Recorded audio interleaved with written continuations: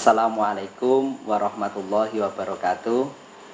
Pemirsa YouTube yang berbahagia dimanapun Anda berada, senang sekali bertemu kembali dengan Anda pada acara Ingin Tahu bersama saya Alif Kumaid dan narasumber kita Abah Ma'ruf Islamuddin. Anda ingin tahu? Mari kita cari tahu. Nah, sebelum kita mulai bincang-bincang kita, mari kita sapa dulu narasumber kita ini. Assalamualaikum Abah. Waalaikumsalam warahmatullahi wabarakatuh. Gimana ini kabarnya Abah? Alhamdulillah baik, sehat Mas Alif.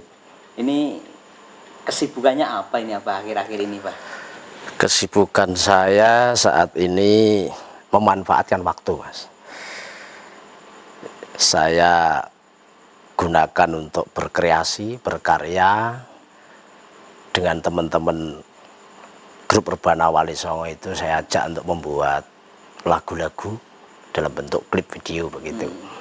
Alhamdulillah sudah ada yang jadi, bisa dilihat di YouTube Rebana Wali Songo Sragen.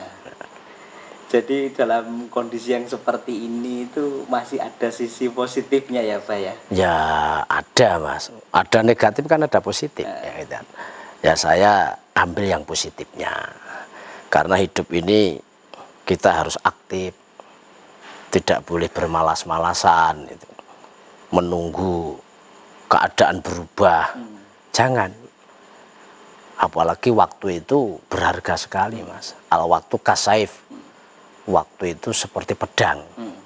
Orang pegang pedang, kalau tidak bisa memanfaatkan kan dirinya sendiri yang terluka nanti. Artinya hidup ini diberi kesempatan, diberi waktu, tidak bisa memanfaatkan, ya dirinya sendiri yang rugi. Maka ada istilah orang beruntung karena waktu, rugi juga karena waktu gitu. Hidup ini kan termakan oleh waktu Mas. Maka ada istilah tahu-tahu, tahu-tahu tua, ya, tahu-tahu lulus sekolah, tahu-tahu nikah, tahu-tahu punya anak. Itu kan tahu-tahu, itu kan waktu, harus kita isi dengan hal-hal yang positif. Baik Abah, ini saya juga pemirsa masih dan terus ingin tahu cerita dari Abah ini. Bisa kita lanjutkan lagi ceritanya Abah ya? Monggo dilanjutkan monggo. Ini baik Pak, ini masih tentang pendidikan Abah.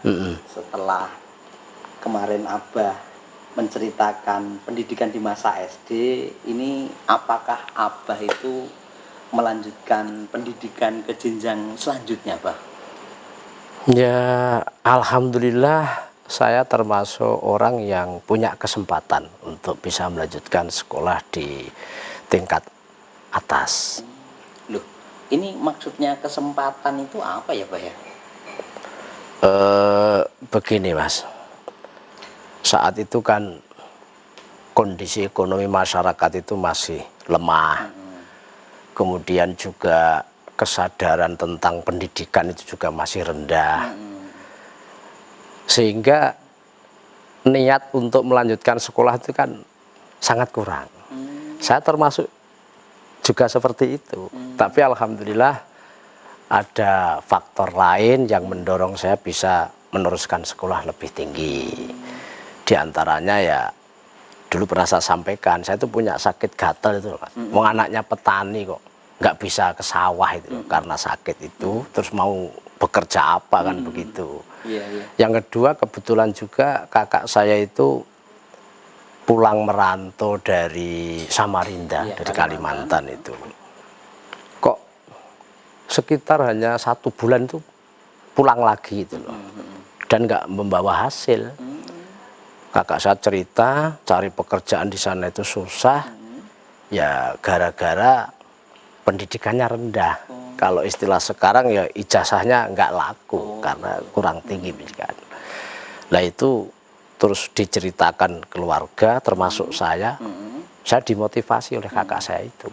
Kamu kalau nggak sekolah nanti mau jadi apa? Saya saja yang kerja di sana-sana nggak diterima gara-gara sekolah saya kurang tinggi. Apalagi nanti perkembangan zaman ini semakin maju, macam-macam lah. Alhamdulillah saya juga bisa menerima dan alhamdulillah saya bisa melanjutkan sekolah lebih tinggi. Itu yang saya maksud kesempatan itu seperti itu. Oh gitu Bah, ya. Terus Abah selanjutnya itu sekolah di mana itu setelah dari SD itu? Saya setelah SD sekolah di SMP Negeri 3 Sragen. Itu alamatnya di Kuwungsari, Kota Sragen, Mas. Jarak tempuh dari rumah ya kurang lebih 9 sampai 10 km lah. Jauh itu. Ya. Awalnya SMAP, Mas. SMAP itu Sekolah Menengah Ekonomi Pertama. Terus dialihkan jadi SMP. Itu tahun 1982. Jadi saya itu termasuk siswa SMP Negeri 3 Sragen pertama kali setelah SMAP gitu. Itu tadi jaraknya cukup jauh, Bah. Ini bagaimana perjalanan menuju sekolah waktu itu? Waktu itu alhamdulillah sudah punya sepeda ontel. Itu termasuk sudah ya anugerah yang saya syukuri. Nah, sepeda ontel, melewati jalan yang masih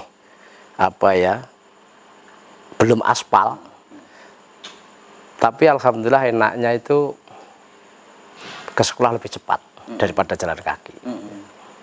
Nah, ini bisa diceritakan lebih rinci nih, suka dukanya berangkat ke sekolah naik ontel ini. Suka duka ya. Sukanya ya begini, Mas, kan kalau berangkat sekolah itu dari rumah paling saya ada 2-3 teman satu kampung itu naik sepeda ontel. Terus nanti setelah keluar dari kampung itu kan terus ketemu dengan teman-teman dari luar daerah. Akhirnya merasa punya banyak teman, ya, itu seneng. Kadang-kadang yuk balapan, nanti biar nggak terlambat sekolahnya, itu seneng. Tapi ya itu, Mas, kalau musim penghujan itu wah terus jalan becek, kadang sepeda itu harus dibersihin begitu. Bahkan malah pernah terjadi jalan nggak bisa dilewati sepeda, itu sepeda dipikul. Diangkat ya? Iya, sepatu dilepas. Ya. Nanti pakainya sepatu itu kalau sudah di Ngelangon itu, Mas, jadi pinggir kota, itu rame-rame nyuci sepeda gitu, iya. Terus di kalen itu, Mas, kalen kalau sekarang irigasi ya, itu. Kalau sudah sepedanya bersih, pakai sepatu, terus kita sudah nginjak jalan aspal menuju sekolah. Gitu. Loh, nah waktu itu Abah cerita sering banjir ya. Gimana kalau berangkat sekolah, kalau kondisinya banjir itu naik apa itu, Bah? Kalau banjir ya otomatis nggak bisa bawa sepeda, Mas, harus jalan kaki. Kalau banjir unik memang, Mas. Jadi tahu banjir itu persiapannya ya berangkatnya mesti harus lebih awal karena nggak bawa sepeda. Terus sepatu, kemudian tas, seragam itu tidak dipakai dari rumah. Tidak dipakai dulu. Ya dibawa gitu, terus pakai pakaian ganti gitu. Nanti kalau sudah di luar kampung, biasanya di desa Pandak itu bertemu dengan ibu-ibu yang mau berangkat ke pasar itu kan, itu akhirnya saling tolong menolong, unik, Mas. Jadi saya dan teman-teman itu bisa nitip sepatu, nitip tas, nitip seragam ya di keranjangnya ibu-ibu itu yang digendong itu. Nah, saya ikut membantu membawakan sambil menyusuri sungai itu. Iya, jalan grup kadang sambil nyanyi-nyanyi juga, Mas. Gembira suasananya, ya. Itu. Terus rasanya kok menyedihkan sekali itu, Pak ya? Iya, saya kira malah asik, Mas, malah asik. Kalau nasibnya beruntung, Mas. Istilah saya nasib beruntung itu kadang-kadang setelah membantu membawakan itu saya dikasih uang saku kok. Iya. Kalau boleh tahu ini, mohon maaf nih, berapa ini, Pak, waktu itu? Ya, waktu itu masih sekitar Rp5, Rp10 itu sudah, kalau zaman sekarang sudah sudah dapat nasi 1 piring untuk sarapan Mas itu. Lah itu berarti artinya banjir itu tidak menghambat Abah untuk berangkat ke sekolah jadi ini. Ya tergantung Mas. Kalau banjirnya besar dan tidak bisa dimungkinkan untuk masuk sekolah ya terus nggak sekolah Mas. Lah mau naik apa lewat mana nggak bisa. Nggak sekolah ya nggak izin. Kalau mau izin ya susah wong saat itu izin itu harus pakai surat ditulis dan dititipkan teman. Sedangkan teman sendiri juga kebanjiran, sama-sama nggak sekolah. Ya sudah, akhirnya nggak masuk sekolah. Tapi untungnya itu Bapak Ibu guru tahu Mas, tahu sehingga maklum. Meskipun ditulis alfa tapi ya nggak dimarahi. Kan kalau banjir itu bisa dilihat dari Nglangon tuh Mas, jadi kayak lautan begitu, iya gitu.